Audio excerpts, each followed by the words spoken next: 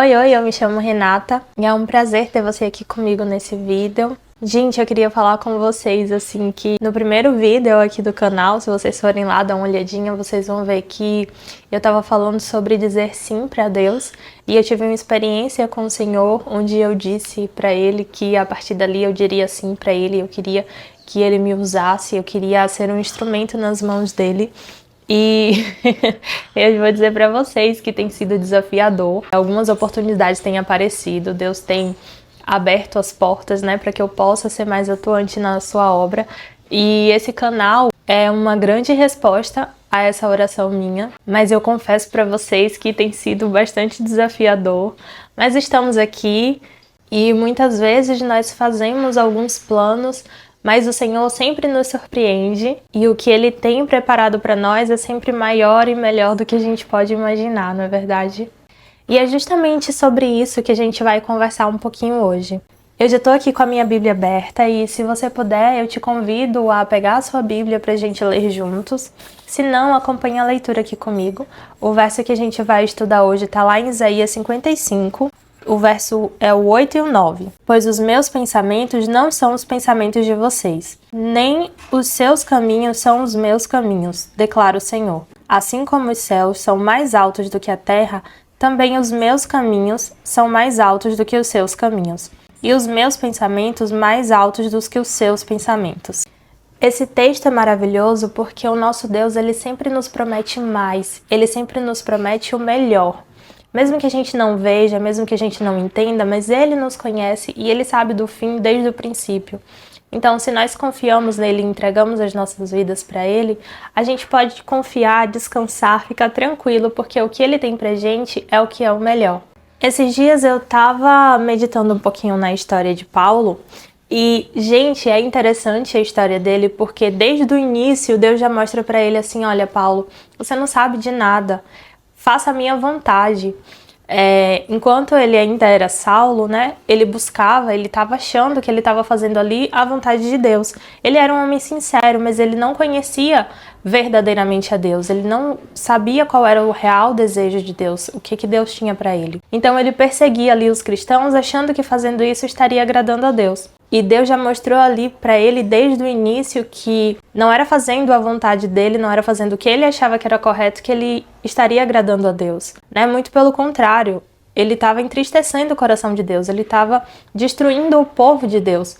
Então, ele se chamava Saulo, Saulo significa desejado. E quando Deus o chamou ali, mostrou para ele o quão errado ele estava, mostrou para ele a sua pequenez diante de Deus, Deus mudou o nome dele para Paulo, e Paulo significa pequeno. Dessa forma, Deus mostrou para ele que ele deveria se submeter à vontade de Deus, que ele deveria buscar conhecer a Deus e cumprir o que Deus tinha para ele, e não fazer o que ele achava que estava correto, não lutar com suas próprias forças, né? Mas o que eu estava estudando esses dias que me chamou muita atenção foi justamente o episódio em que Paulo fala sobre o seu espinho na carne. Ele pediu a Deus 3 vezes para que esse espinho na carne fosse retirado. Não fica muito claro o que era esse espinho na carne. Muitos estudiosos falam que pode ser algum problema ali relacionado à visão dele. Em algum momento ali da sua trajetória, né? Irmãos amados falam para ele que, se fosse possível, tirariam seus próprios olhos e dariam para ele. Então, muitos estudiosos associam isso a alguma dificuldade na visão que Paulo poderia ter. Mas isso não é certeza, né? Na Bíblia não tem ali definido o que é.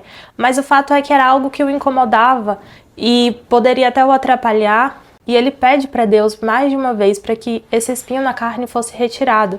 Mas a resposta de Deus é: a minha graça te basta. Deus estava ali mostrando para Paulo que ele estava com Paulo e que, mesmo que a resposta para suas orações fossem negativas, aquilo seria o melhor para Paulo. Deus estava com ele e estava na direção da sua vida. E se aquilo foi permitido pelo Senhor, tinha algum objetivo, tinha um motivo, né?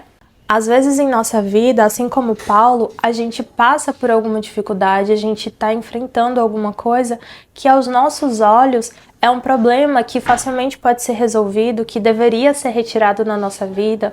Às vezes uma enfermidade que estamos enfrentando e já lutamos com todas as nossas forças, já fazemos tudo que está ao nosso alcance e muitas vezes nos sentimos impotentes.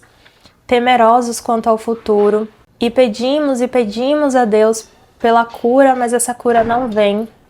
E nós nos questionamos e questionamos a Deus, mas a gente não vê como Deus vê. Às vezes, esse espinho na carne pode ser a falta de um esposo, de uma esposa que ainda não veio. E a gente pensa assim, nossa, meu Deus, mas a tua palavra diz que quem achou uma esposa achou um grande tesouro, né? A tua palavra diz que é melhor que sejam 2 do que 1. Então, se há promessas para a família, por que eu não consigo encontrar, Senhor? Por favor, envia uma pessoa para mim. E mais uma vez eu digo, às vezes a gente não vê como Deus vê. Às vezes esse espinho na carne pode ser um filho que a gente tanto almeja e não vem. E mais uma vez na palavra de Deus há promessas quanto a filhos, né?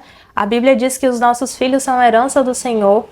E a gente fica se questionando e questionando a Deus, por que que para mim isso não acontece? Por que que eu não consigo? Talvez enquanto muitas pessoas têm filhos e não valorizam tanto isso, nossa, Senhor, eu queria tanto dedicar o meu filho ao Senhor, mas o Senhor não me dá filhos.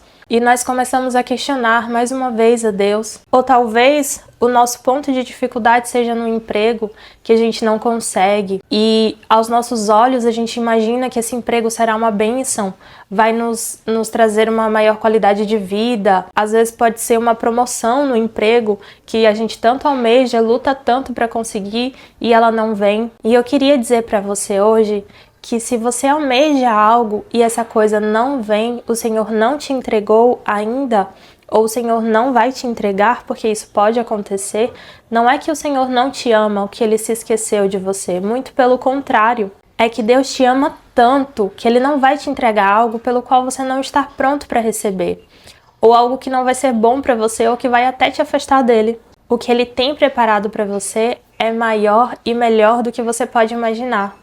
Mesmo que você não entenda agora. A grande questão, na verdade, é a seguinte: você está preparado para confiar em Deus? O próprio Jesus, quando estava prestes a morrer, ele fez uma oração e ele pediu a Deus: Pai, se for possível, afasta de mim esse cálice. Jesus estava se referindo ali à sua morte, à crucificação, o sofrimento que ele passaria, toda a sua dor, angústia, tudo que ele enfrentaria. Mas ao fim da oração ele falou: mas que não seja feita a minha vontade, mas a tua vontade.